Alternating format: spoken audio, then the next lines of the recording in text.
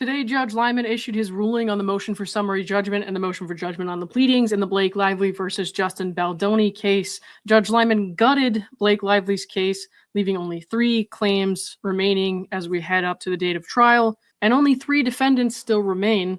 Justin Baldoni, as an individual, is no longer a defendant in Blake Lively's lawsuit, as well as Steve Sarwitz, Jamie Heath, Jennifer Abel. They're all done. I had my friend Rachel Juarez, who you guys may have seen before, come in and help me understand this a little bit better. It was a long ruling. I haven't even read through the whole thing myself yet. But as always, I appreciate Rachel's insight, as she's not only a brilliant attorney, but she's also a judge on the TV show Hot Bench. She did have someone who wanted to say hello to everyone first, and then we'll get into what she had to say. Stuff. I'm gonna go again. That was it? That was underwhelming. You want to say hello again to all your loyal fans? Yeah. Hello. Do you want to plug anything? Do you want to say, like, go to Instagram and check out my cool... Go to Instagram and check out the April Fool's prank. On Hot Bench. On Hot Bench. Yeah. Good plug. Or Facebook. Or on TikTok. Okay. Anything else you want to plug? You're on TikTok? Oh, boy, that's dangerous. Oh, No. It's Hot Bench's TikTok. Okay, good. Yeah.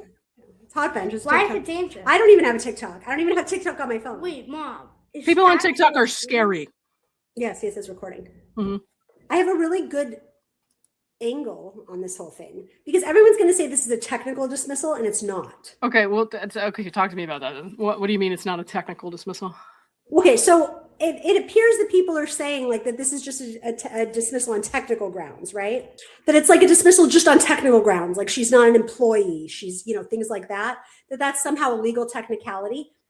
It is a technical matter, but it's more than just a legal technicality.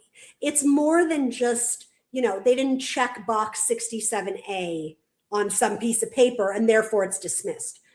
It's a dismissal on substantive legal grounds in the sense that sexual harassment is a power dynamic that applies to somebody who is an employee.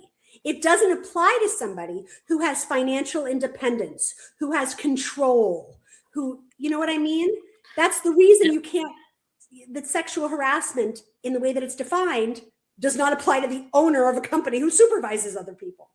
It applies to an employee. And that doesn't mean that person can't be a supervisor. It doesn't mean any of that. But what distinguishes an employee from an independent contractor, I think you're there, is a lot of things having to do with independence and control.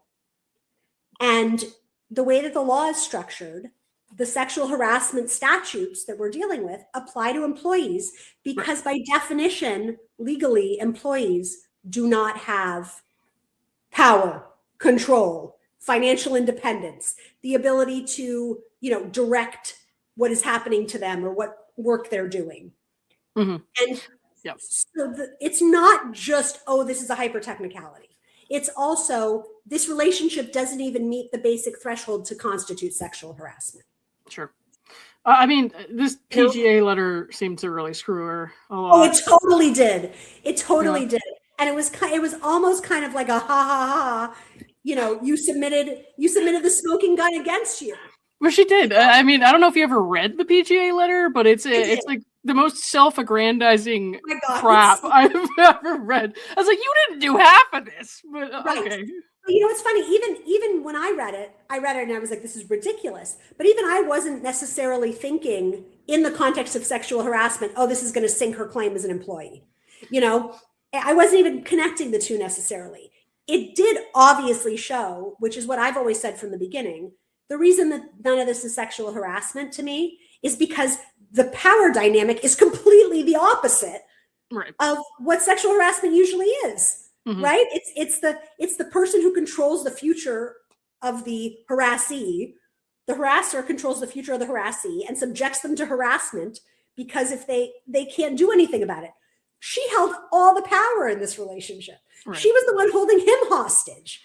Well, she did force him to sign that list and everything. So and she was the one threatening not to promote the film and worrying the heck out of them. Right. It wasn't somebody who was saying, gee, I'm going to quit if you don't treat me better because I just can't really take it here. She was holding them all hostage. And so that to me, that's not hyper technical. That is not a sort of determination that, oh, maybe there was really bad sexual harassment, but they didn't check, box 17B, or, this harassment was committed, 2 feet left to the state line, and therefore it doesn't count here, or something like that. So. I don't know if you, I know you really only got a chance to kind of. Very quickly, I perused to look for the legal conclusions of the big claims. That's really what I did. What about the stuff that stayed? Did you have any thoughts on that? No. The stuff that's okay. I haven't even looked at what stayed. All right. Well, so it's retaliation and an aiding and abetting retaliation. What's the main factual basis for those claims? Just because I know you understand it better than I do. I would love to answer that question, but I don't know if I know what that means. Oh, good.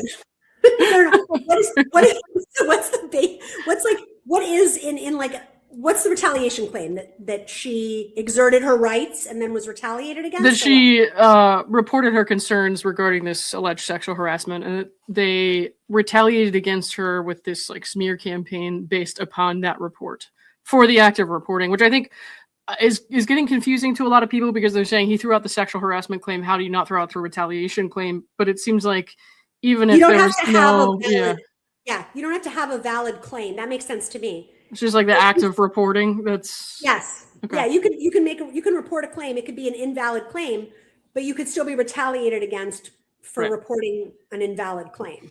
It's just kind of weird, because it's 8 months later, and they didn't say anything until after she started blowing things up.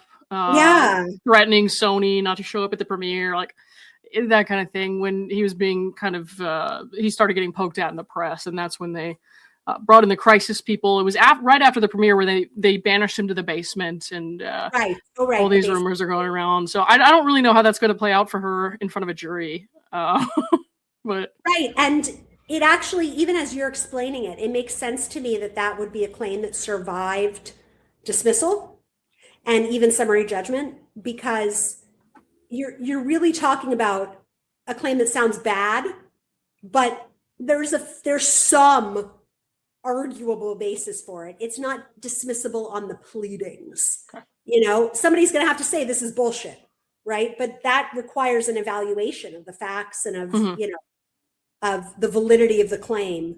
So it makes sense to me that if that's the basis for the claim, that it wouldn't have been dismissed outright.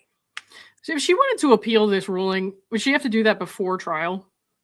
So it's a really good question. She would not have to. Okay. There's no argument that she would have to, that I know of. Whether she could is a different story, because there's an argument that if the majority of the case is dismissed, it would be very inefficient to move forward with a complete trial on a small number of claims, only to find out that all 9 of those claims actually should have been put back in the case. Sure. When you've just wasted 6 months, going to trial, doing the post-judgment briefing. But if she chose not to, I don't think there's any way you could make her appeal right now. Okay. Yeah. I was usually sure about that. Yeah. They had this hearing today at 5, and it's it was unintelligible. The audio was so bad, I have no idea what was said. I tried to listen to it, but it was just, the setup was terrible. But I was not expecting him to drop this ruling half an hour or so before they had this pretrial, this meeting about the pretrial stuff, because apparently she had dropped 1,000 exhibits on them. Some of it had never come up in discovery. She had 40 trial witnesses that she was listing. And there's all of this crap that was supposed to come up. And I was like, how unusual is that? I've never seen anything like this before. I've never watched anything like this before. I don't know how out of the box that is. I've heard it was a lot. But I don't know how it sounds like a lot. Okay. It sounds like a lot, because aren't they 6 weeks from trial? It's on the 18th. So yeah, about. Yeah. So that's a lot to dump 6 weeks before trial. But no, there's a lot of last minute stuff that happens before trial, where people all of a sudden have new witnesses and all of a sudden have new exhibits. And then there's motions in limine about the validity and whether or not they could be excluded and things like that. And there's all sorts of argument. I mean, the lead up to a trial like this, with the motions in limine and lemonade, whatever. I know a lot of people say motions in lemonade from Laura Owens, right? I know. The motions in lemonade. A bunch, yeah. This is the wrong audience for that. The No, motions you're in good. limine are like, in these big trials, they'll have something like 43 motions in limine, like over all sorts of different stuff, to exclude this witness, to exclude this type of evidence, to, limit this expert's testimony to this. And they do that all before trial rather than fight about it in the middle of the trial. Because once you've got a jury impaneled, you can't be spending days fighting over these very complex legal issues that take time to research and brief. Sure. So you have to get out in front of the majority of things that are going to come up, because otherwise you leave trial at 4:30 p.m. There's no time to brief or argue a motion about excluding the next witness. And by the way, it happens anyway because things evolve during trial. And so that's part of the reason why trial is such an intense time for lawyers and parties, because you're in trial from 8:30 to 4:30, but then you're getting ready for the next day of trial from 4:30 to 2:30 in the morning. Yeah, sure. But big things like excluding entire witnesses, you have to make legal arguments based on precedent. I mean, things like they've been, arguing for discovery and stuff, major motions, lots of legal analysis that has to be done in advance of trial, both for timing, but also for trial strategy purposes, because it's really hard to make an opening statement, to, strategize your first witnesses or your witness order if you don't know whether you're going to be allowed to call certain witnesses at trial. Right. So it all has to be kind of worked out before trial. So that will be, I'm sure, a huge part of the lead up to trial. Yeah. That's all going to happen pretty soon. So is there a briefing schedule for that yet? Like a motion eliminate briefing schedule? So I would expect that's coming pretty soon, because typically, then you need time to oppose them. They had to push it back. They had to push it back a couple times. Yeah, let me see. I know it's on here. April 17th? Yeah. No, April 10th, sorry. Right. Okay. So that makes sense, because they've got to be submitted in about a week, because then the other party needs, depending on the jurisdiction, it's, 9 court days, whatever, to oppose and things like that. So. Mm-hmm. I just thought he was going to throw it back a couple months. I didn't think he was going to do this today. So that's. So what happened today? Oh, you mean you didn't think he was going to issue this dismissal today? No. So did that gut a lot of what they were going to talk about at the hearing, or you don't even know because? Yeah. Well, because it was like all of this stuff for the pretrial, like exhibits and all that was related to these like sexual harassment claims and stuff that are no longer, and all the individuals are no longer defendants. It's just tag PR. It ends with us, the LLC, and then the studio is still on one of the claims, but there's no individuals left in here at all. That's great. So I'm curious. He cannot be found liable now for sexual harassment. Then is that? At trial, certainly not. She could appeal the dismissal. Obviously, yeah. I kind of expect her to. Yeah, of course she will. Of course she will. Yeah. But there's no. The sexual harassment claim has been dismissed. It's gone. Right. So the retaliation stuff is still kind of in play on the LLC and the studio, I guess, and the PR people on aiding and abetting or whatever. But this whole 47.1 law that she's been trying to use, how does that work now that the sexual harassment's been thrown out? Because good question. It shouldn't apply if the sexual harassment claim has no factual basis, but I don't know for sure that it couldn't have some relevance to retaliation claims for reporting sexual harassment. I wouldn't think it would, but I don't know. I don't know that law well enough. Yeah. Well, it's never really been put to the task from what I understand, but yeah. So I don't. It wouldn't seem to me that like the purpose of the statute would match a pure retaliation claim. But if there was a finding as a matter of law that there's no underlying sexual harassment, but I don't know. Yeah.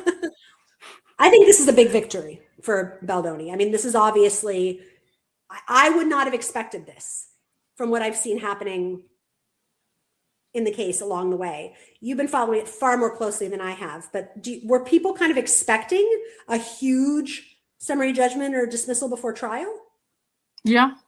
Yeah. Yeah? I mean, I went out there in January and I listened to the arguments back and forth, and he seemed pretty in touch with the industry stuff. Oh, good. In the context of everything. I guess like people have pointed out that his brother is like a director, and they mostly pointed out in the context of like, oh, he must be biased or whatever. But actually, it No, which seems I to don't have buy. Yeah. seems to have helped a lot with his understanding of how things work. To be honest, That's so great. yeah. So people that are really following this closely kind of saw a little bit in the tea leaves based on the arguments in January. Yeah, it seemed that way. I mean, Omar said he really thought it was all going to get thrown out except the contract Oh, stuff. wow. So, yeah. Okay, cool. So good. Then you could just edit that out. Where I say I didn't see this coming. No, Well, you I'm not can going edit it out. You could just include me saying edit it out. Yeah, I just haven't. I know that there's been so much, and for me to say that a federal court case is so complex that I haven't been following it is like kind of silly, right? Yeah. But like right. it really has been. It's been so much. It's a full-time job to follow it. I mean, you know. I get a lot more sleep these days since all that kind of slowed down, you know. That's good. So, That's good. I guess. Yeah. So now the trial date is not moving. It's going to stay in May. As far as I know, I didn't see any motion there. No. Yeah. Right. And so I guess the question would be whether or not they're going to try to do something like an interlocutory appeal. And whether or not they're going to ask. And so an interlocutory appeal is like an appeal in the middle of trial. An appeal in the middle, interlocutory means like in the middle of, I guess. I don't know. Whether they're going to try to appeal and say, let's stay the proceedings while we appeal. Because on the theory that it would be very inefficient to do this whole trial and not hear the appeal first. Okay. And then a decision would have to be made whether that's appropriate or not. Well, how can I make this about me? Because that sounds really inconvenient to my life scheduling. Let's make this about you. Yeah. We'll file an amicus brief, a friend of the court brief. No more filings for me. Friend of the court brief. It does not work for Laura Neidigh's schedule for this trial to be moved, Your Honor. We are friends of the court, Your Honor. I'm not friends of anyone in that court. It's not happening. I think you think Judge Liman is like an okay judge. That doesn't make him your friend, but I think you were impressed. No, we're definitely not friends. We're not meeting for Starbucks or anything like that. But so how are you feeling about this? Overwhelmed, eh? Yeah, maybe a little bit. I mean, it's a lot to take in. It's obviously a really long ruling. I haven't read it all yet. Yes. Oh, yeah, there's so much. Let's put it this way. There's this whole like online culture in this, right? And so I got a lot of flack, obviously, when she decided to include me in her discovery requests. And I know there's a lot of people who are going to have a lot of feelings about that. And when they saw this ruling, a lot of people were probably really upset because a lot of people do want to believe, like, when a woman makes sexual harassment allegations, you're supposed to believe her, and like people wouldn't lie about stuff like that. And so there's a lot of people who are going to be really upset. And so I don't want to like dance around and be like, oh, fuck you. You know what I mean? Like, I actually just don't want to make people feel bad, but yes, I'm happy. But at the same time, it's kind of hard, especially because some people are so extreme on the internet. Yes. But I'm just like, I'm really not trying to feed into that. Yeah. I don't want to make people feel bad because I think they really believe what she's saying. I think that's insane, but I think they really believe it. You know what I mean? So I just don't know. I almost just want to hold back a little bit. So no, I get that. And by the way, for those people, this is, while I said I don't believe this is a technical dismissal, and I don't think it should be viewed that way, this is certainly not a decision that Blake Lively was not wronged, or that she lied, or that she didn't feel the way she did about what was allegedly done to her, or that what was allegedly done to her was not done to her. Right. This was more of a ruling and that's what it has to be at the summary judgment or dismissal stage, that even if what she could prove were true, she's missing a fundamental part of the legal claim of sexual harassment. So it's not, for people that are on the wagon for that reason, that women should be believed. And, and I do believe we should believe women. That doesn't mean there aren't women who shouldn't be believed, right? But for those people, I don't think this is not at all a decision that says we don't believe her, or she's a liar. It's not, or that nothing bad happened, or that she isn't entitled that her feelings aren't valid or that she's not entitled to feel or react the way she did. It's just that the legal claim here, the elements of the legal claim haven't been met. Right. So maybe for those people, that's something to hold on to. As it's not an attack on women. Mm-hmm. Yeah. Well, I mean, I have seen some people say, because there's like always like quick misunderstanding about this stuff. I've seen people on Twitter already saying the laws don't protect women in these situations. I'm like, no. The California law did not protect her in this situation because this did not happen in California, to be honest. So like, I don't. Yeah. I mean, yes, exactly. And she really, really wanted to be the face of this new Me Too law, is what I think. And that's my personal opinion. And like, she flew too close to the sun with that. Had she gone with, I think this took place in New Jersey. Had she gone with a different set of laws where this actually happened, then it might have gone differently. But the way she tried to stretch this to like apply California law to it was actually ridiculous. She included like text messages from like the Wayfarer parties talking about Blake Lively and like birthing her into the role, and said that was like sexualizing her and discriminating against her. And I was like, if you have to stretch it that far, you might have a case that could go to trial. But if you have to stretch it that far at this point, you kind of screwed yourself. Like, yeah. And again, that's not, I mean, I guess dismissing because, certain states' laws don't apply, that is in a little bit more technical, but it's also not technical, right? Like you can't go prosecute someone who does something, in Texas and say like, well, you violated an Arizona statute. You just can't do it, And so it's the same thing here. You can't sue someone for violating a law that they're not subject to. No, I mean, I think that, and it seems kind of like, it does sound kind of technical to the like observer or whatever, but like to me, that her kind of pushing so hard for that made me feel like it was more important for her to, like I said, be the face of that new law and be this like special icon than it was for her to win her case. I didn't feel like she actually cared about her case. I didn't feel like she actually felt harassed. I didn't feel like I didn't find her believable. I just feel like she wanted to elevate herself using this movement and this law because of the way she like went about this with the New York Times and everything, the way she didn't say a word about it until like she didn't like what people were saying about her online, how she like claims retaliation when people are mad at her about things she's recorded saying and doing. And I'm just like, nothing that you're saying right now is convincing me that anyone plotted against you. Sorry. And just like, I that was probably the first domino for me. And I think the timing of the New York Times article and when she decided she was going to do this was another big indication. This was not somebody who really was like, I need to do this because of what happened to me and because I need to stand up for myself. And, it's also, I understand it could feel kind of technical, but again, if you look at it from the other perspective, if you were somebody who was, just a line worker in Texas, and all of a sudden somebody sued you for violating a Minnesota statute that has nothing to do with you and tries to drag you into court in a different jurisdiction, right, over a different law.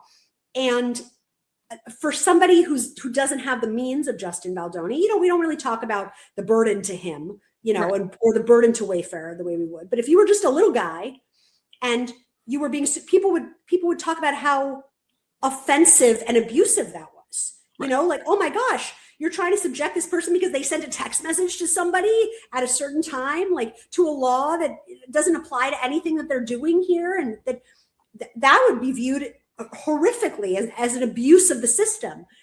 It's not as abusive when you're talking about a party with means to defend themselves, but it's still a problem. And so, yes, it is technical, but again, I think there's very good substantive reasons.